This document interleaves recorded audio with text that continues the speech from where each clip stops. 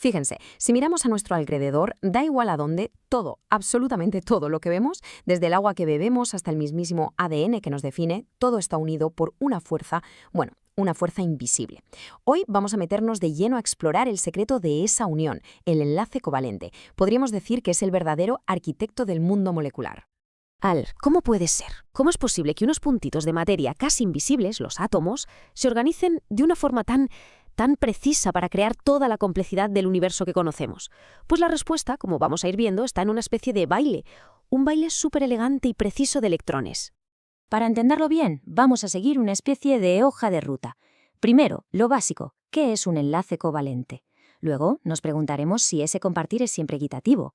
Exploraremos su geometría, que tiene su miga. Resolveremos un puzzle que nos va a plantear la hibridación. Y para terminar, juntaremos todo para construir enlaces múltiples. Venga, vamos al lío. Venga, pues, nuestra primera parada nos lleva directos al corazón del asunto, a la idea central que lo define todo en un enlace covalente, el simple pero potentísimo acto de compartir. Resulta que, en el mundo de los enlaces químicos, hay como dos estrategias principales. Por un lado está el enlace iónico, que es como si un átomo le regalara electrones a otro. Hay una transferencia. Pero el enlace covalente, eso es otra historia. No es un regalo, es más bien una sociedad. Aquí los átomos deciden poner en común, compartir electrones, y al hacerlo crean un vínculo muchísimo más íntimo. Vale, pero ¿qué es exactamente lo que mantiene unido ese compartir? Pues es pura y dura atracción. Imagínense la escena, dos núcleos atómicos, los dos con carga positiva, y entre ellos un par de electrones con carga negativa moviéndose sin parar. Claro, cada núcleo atrae a esos electrones y esa atracción mutua es tan potente, tan fuerte, que los mantiene pegados. Y voilà, así es como nace una molécula estable. A ver, pensemos en la molécula más sencilla que existe, la de hidrógeno, H2. Cuando dos átomos de hidrógeno se van acercando, la energía del sistema empieza a bajar. ¿Por qué? Pues porque sus electrones se sienten atraídos por los dos núcleos a la vez. Llegan a un punto, una especie de punto dulce, una distancia perfecta donde la estabilidad es máxima. Ojo, si se acercan demasiado, la cosa cambia. Los núcleos, ambos positivos, se repelen con fuerza y la energía se dispara de nuevo. Y ese punto de máxima estabilidad se puede medir, claro, tiene un valor concreto. Cuando se forma un mol de enlaces hidrógeno-hidrógeno, se liberan nada menos que 436 kilojulios de energía. Este número no es una cifra cualquiera, ¿eh? Es la medida de la fuerza de ese enlace.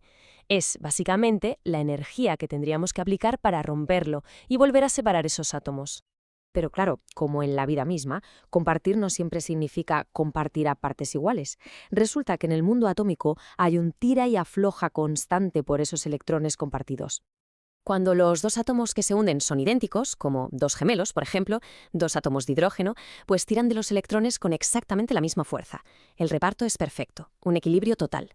Y a esto, pues, es a lo que llamamos un enlace covalente puro, o también no polar. Ahora aquí viene lo interesante de verdad. ¿Qué pasa cuando los átomos son diferentes? Pensemos en el cloruro de hidrógeno, HCl. Resulta que el cloro es, digamos, más codicioso con los electrones que el hidrógeno, tira del par compartido con mucha más fuerza. Y esto hace que los electrones pasen más tiempo cerca de él. La consecuencia, se crea un polo con una carga parcial negativa en el cloro y, claro, uno con carga parcial positiva en el hidrógeno. Acabamos de describir un enlace polar. Vale, entonces, ¿qué es lo que determina esta desigualdad? ¿Qué propiedad de un átomo le da más fuerza en este tira y afloja por los electrones? Pues la respuesta tiene un nombre clave: electronegatividad. Es, en esencia, la medida de esa fuerza de atracción que tiene un átomo. Gracias al trabajo de genios como Linus Pauling, hoy tenemos una escala que nos dice, básicamente, qué átomo va a ganar en esta competición y por cuánto. La regla es simple: a mayor diferencia de electronegatividad entre los dos átomos, más polar será el enlace. Muy bien, ahora que ya entendemos el qué y el por qué se forma un enlace, vamos a pasar al cómo, o sea, cómo se organizan los átomos en el espacio tridimensional. Aquí es donde la cosa se pone interesante porque entramos de lleno en la arquitectura de las moléculas. Hay una teoría, la teoría del enlace de valencia, que nos da una imagen súper visual de esto. A ver, los orbitales no son como órbitas de planetas, ¿eh? Son más bien como nubes, zonas donde hay una alta probabilidad de encontrar un electrón. Pues bien, un enlace covalente se forma cuando dos de estas nubes se solapan, se superponen, se fusionan, creando un nuevo espacio común donde ese par de electrones vive ahora bajo la influencia de los dos núcleos. Y ojo, porque aquí está el kit de la cuestión. No todos los solapamientos son iguales. Si los orbitales se encuentran de frente, como un apretón de manos, ¡pum!, se forma un enlace sigma. Es un enlace fuerte, directo, el esqueleto de la unión. Pero, ¿y si hay orbitales de tipo P que están paralelos? Pues también pueden solaparse, pero por los lados. Imaginen dos personas que se abrazan pasando el brazo por encima del hombro del otro. Eso es un enlace pi y es absolutamente clave para entender los enlaces dobles y triples. Y justo cuando parece que ya lo tenemos, que el modelo funciona, pues llega la realidad y nos planta un rompecabezas delante. Resulta que la idea de solapar orbitales puros así tal cual no siempre explica las formas que tienen las moléculas de verdad. Hay algo ahí que no encaja. Vamos a ver un caso concreto, la molécula de agua, H2O. El oxígeno tiene dos orbitales P a medio llenar que, por su naturaleza, son perpendiculares entre sí, o sea, forman un ángulo de 90 grados. Si cada uno de esos orbitales se solapa con el orbital de un átomo de hidrógeno, la teoría nos dice que la molécula de agua debería tener forma de L, con un ángulo exacto de 90 grados. Pero, ¿qué pasa? Que cuando vamos al laboratorio y lo medimos, el ángulo real del agua es de 104,5 grados, no 90. La teoría, así a secas, no funciona, no encaja con la realidad. Entonces, ¿qué es lo que se nos está escapando? Pues la solución es una de las ideas más brillantes y elegantes de la química, la hibridación. La teoría propone que los átomos son listos. Antes de formar los enlaces, hacen una especie de mezcla con sus propios orbitales, los S y los P.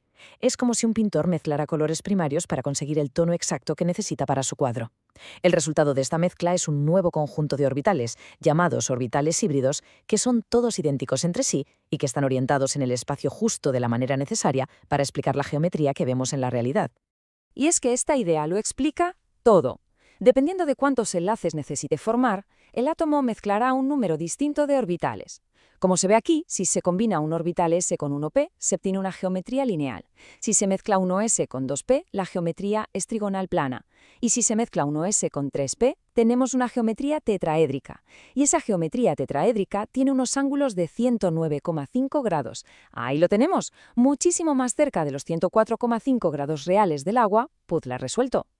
Perfecto. Ahora sí que tenemos todas las piezas del puzzle sobre la mesa. Por un lado, los orbitales híbridos para formar el esqueleto de la molécula y por otro, los orbitales P que se han quedado sin hibridar. Veamos cómo encajan todas estas piezas para construir los enlaces dobles y triples que son súper comunes en química. El modelo para construir estas moléculas es sorprendentemente lógico y se puede resumir en 3 pasos. Primero, los orbitales híbridos se solapan de frente para crear el chasis de la molécula, todo a base de enlaces sigma fuertes. Paso 2. Los orbitales P que no se mezclaron, que no se hibridaron, se quedan ahí, orientados por encima y por debajo de ese esqueleto, y el paso final, esos orbitales P que están paralelos se solapan por los lados para formar los enlaces pi. Y con eso ya tenemos los enlaces dobles o triples. Vamos a verlo en acción con 2 ejemplos clásicos. Por ejemplo, en el eteno, el de la diapositiva. Cada carbono tiene hibridación sp2, que usa para formar 3 enlaces sigma. ¿Qué pasa con el orbital P que le sobra a cada uno? Pues se solapa lateralmente con el del otro carbono y forma un enlace pi. El resultado, un enlace doble carbono-carbono. Y en el acetileno, es parecido pero va un paso más allá. Cada carbono tiene hibridación sp para 2 enlaces sigma. Les sobran 2 orbitales P a cada uno, que forman 2 enlaces pi. Al final lo que tenemos es un enlace triple carbono-carbono, súper robusto. Y todo esto nos lleva a una reflexión final, que creo que es fascinante. La forma tridimensional de una molécula lo es literalmente todo, especialmente en biología. Pensemos en una proteína. Su función depende por completo de cómo se pliega en el espacio, de su forma. Y ese plegamiento está dictado a un nivel fundamental por los ángulos de sus enlaces covalentes. Así que la próxima vez que pensemos en la vida, en su complejidad, recordemos este baile casi invisible de orbitales que se mezclan y electrones que se comparten, porque en el fondo es ese baile el que está escribiendo las reglas del juego.